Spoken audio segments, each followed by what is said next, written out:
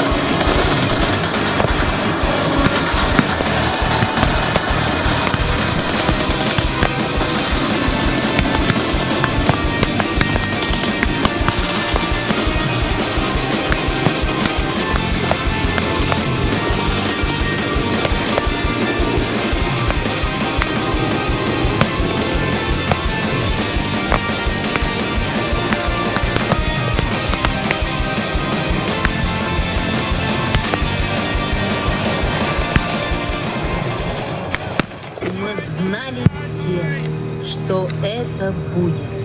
Мы лишь не знали день и час, когда во всей вселенной люди посмотрят с гордостью на нас.